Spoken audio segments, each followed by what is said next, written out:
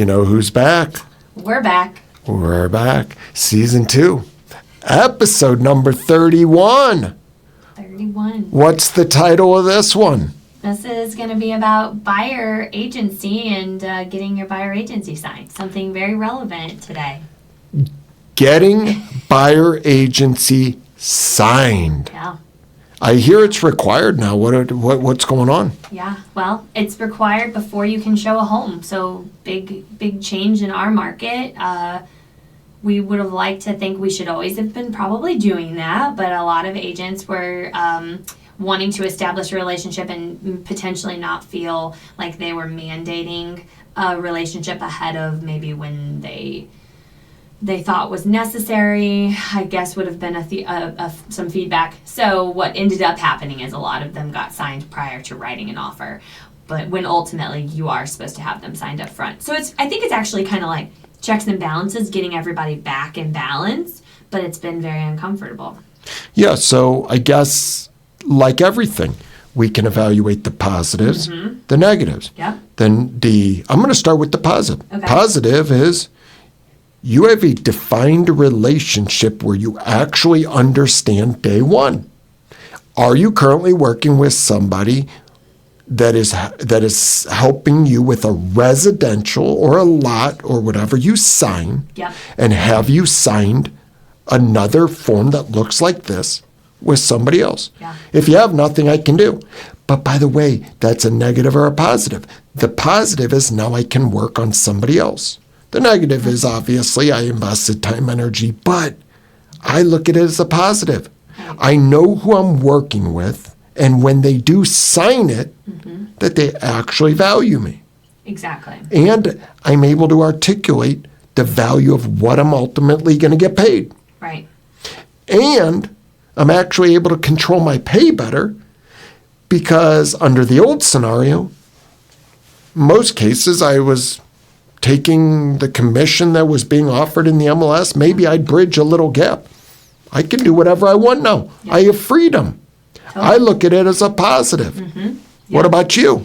Well, and I think that it's going to be more of a business contractual situation, which I actually kind of approve and am excited for our agents, because before, when you started doing everything ahead of getting that agreement, in a way you were diluting your value because they didn't necessarily feel or understand that they were only supposed to work with you. And so in the end, sometimes they wouldn't end up purchasing. And then you had gone through so much with that client, like potential client. You've shown them a lot of properties. You've driven around a lot. You've called on potential listings on their behalf. You've gotten information on pricing. You've done all of this work, and there's never been a guarantee that they were actually in a relationship with you and that ultimately they were going to purchase and that you were going to get paid for the work that you've put in. And that always felt like you didn't really truly have certainty in that situation. And now it's like I'm talking about, the relationship up front, and I'm telling them what that looks like and what I'm going to do for them on their behalf and how I am going to represent their fiduciary best interest. And we're front loading all of this to where now we have a transparent conversation where ultimately they get to choose, yes, I want to work with you and I want to be in a contractual relationship and I want you to represent me, or, actually I don't want you. We're having that up front before you've put in that time and energy, and time is just such a thing we can't get back these days. So I think it's exciting. I totally agree with you. Absolutely a pro versus a con in that. The other thing that I like is it's going to reframe the whole relationship, because under the old scenario, they wanted my services to open a door potentially, didn't know the extent of the services.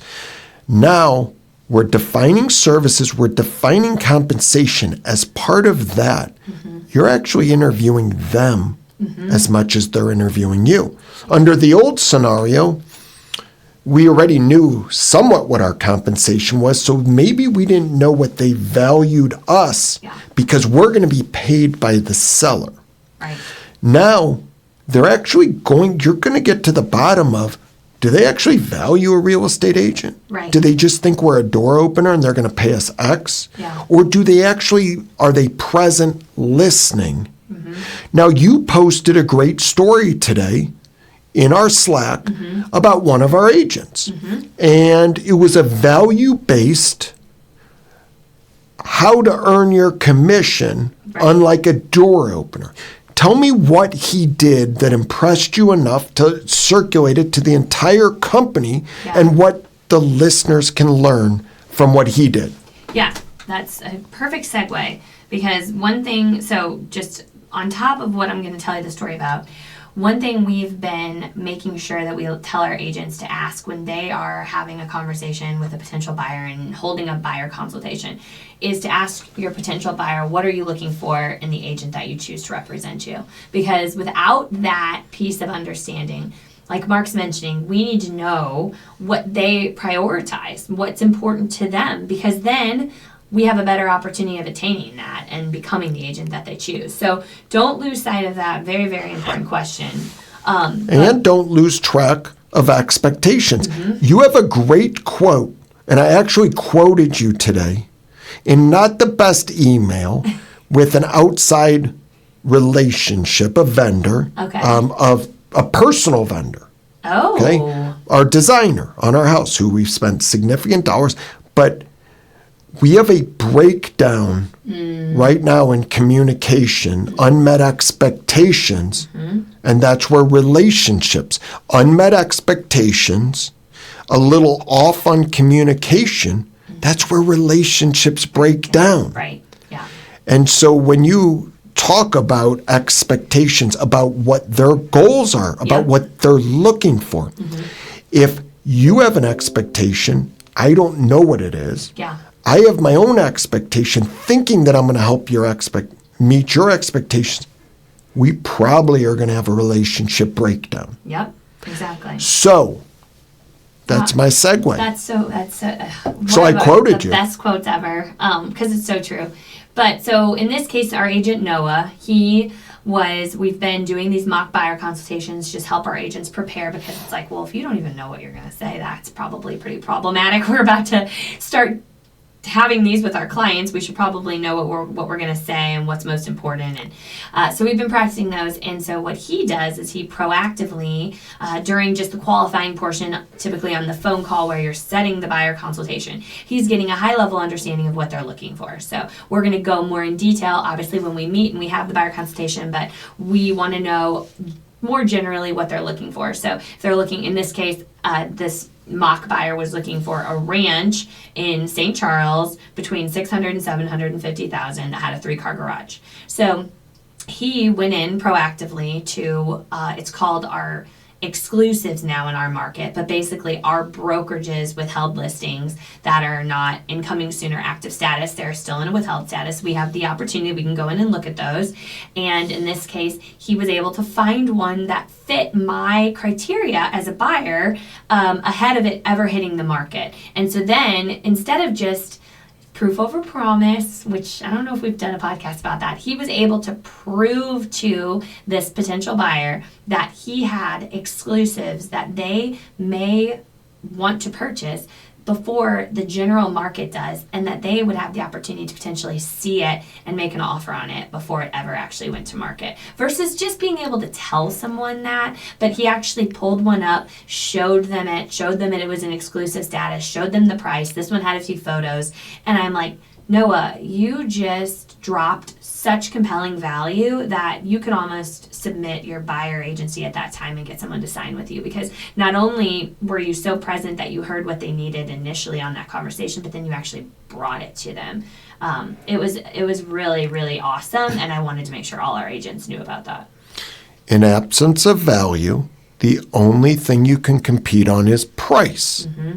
When you have the value that he provided, now you can compete on value, which correlates to price. There is a direct correlation between your compensation and your contribution to the relationship, the value you add. And so when you psychologically think about that your value is in direct correlation, now you're either going to add more value, or you're just going to take less price. Right. And you'll have to decide that. By the way, I want to make sure that everybody understands it is more effort, more work to add more value, but your ROI is so much greater because your ROI on somebody that appreciates your value, you can charge them more than 5 people that don't appreciate your value. So at the end of the day, you have to determine your strategy, but that's an excellent story, and I appreciate that. Yeah, and it's funny because I think that's totally another story for another time, but you get to see everyone's individual greatness when you examine, like when you do an exercise like what we're doing, and then no one has to be, like, you just take the greatness from everyone and you just compile it, and then you have this tool belt of opportunities. And so, that could be utilized in anything you do. Instead of thinking that the way you do something is ultimately the best way to do it, look to the people around you and see what they do as well, and then just collectively use all of the greatness. Because as long as you're surrounding yourself with great people, which I think anyone hopefully listening to this is looking for that, so hopefully you're doing that, I think that's the way you win, is ultimately together. Well, and that's the old saying about proximity. Mm-hmm. You become who you surround yourself with. Right. If you surround yourself with 5 incredible real estate agents, it's very likely that you're going to become an incredible real estate agent. We've talked about it before. If you play a sport, play tennis with great people, you're going to get better. It may be frustrating because you're going to get your butt kicked, but if you play with people that are worse than you, you end up playing down to their level. Happens all the time. Yep. And so what happens is, yes, I love the philosophy that you have. I love the mirroring that we're seeing internally. And so it's been an incredible process. Yep. And it's also self-examination because you may have your own idea and only feedback will provide. And it's humbling sometimes, It is. but feedback is what you need. Yep, exactly. And so the exercise you've done, it should be adapted in everything we do. Totally. But again, I want to make sure people have the little tangible. So what we were saying that we want our agents to ask anytime they're in a buyer consultation is, again, what are you looking for in the agent you choose to represent you? And then also lean into their stories. If they've ever purchased real estate previously, ask them about that and ask them what went well and maybe what didn't go so well. Just because, again, in order to have an expectation of what they need and want, that's going to help us. So the more you can make it about them and get them to talk, obviously, about themselves and their experiences, I think you're going to have a better chance of winning. And when you can figure out their pain points and you can help them overcome those pain, it makes it incredibly easier. Busy doctors, one of the things I always mention when I'm interviewing with a busy doctor is, while you're busy at the hospital, you're busy seeing patients. We're busy doing the heavy lifting on your behalf, whether it's videotaping homes, whether it's previewing homes on your behalf. I always like to, and we've had a podcast about this, you should always know what your client does for a career, because when you can identify what they do in their career and you associate the pain points, you associate how they do business with the way you do business. So I think it's really, really important. The questions you're asking about the previous experience with buying or selling, there's nothing better than that. Yeah. And if they had we had an amazing experience with our last agent. Awesome. Out of curiosity, how come you're not using that agent? Well, that agent retired. That agent was in a different city, X, Y, and Z. Okay, great. Because you really should use them. It sounds like you had a great experience. By the way, that gives you credibility instantly when you actually recommend them use that individual. Totally. So if they're in a different city, they're retired. Great. I really would like to go deep and understand the 5 attributes of that, because I'd love to mirror that. I'm hearing how great of an experience you had. I would love to provide that same experience, not only to you, which I will, but to all my clients. Tell me about that. I'll go deep on it. I'll let them explain and brag about it. Yep. I love that. Yeah. Fantastic. We have anything else, or we're calling it a wrap? Yeah, wrapping it up. Fantastic. So it's funny. Buyer agency But it's not even about buyer agency. It is, but it's about expectations. It's about value. There's so much wrapped up in this. We're going to call it a wrap. Ready? Yeah, that's it.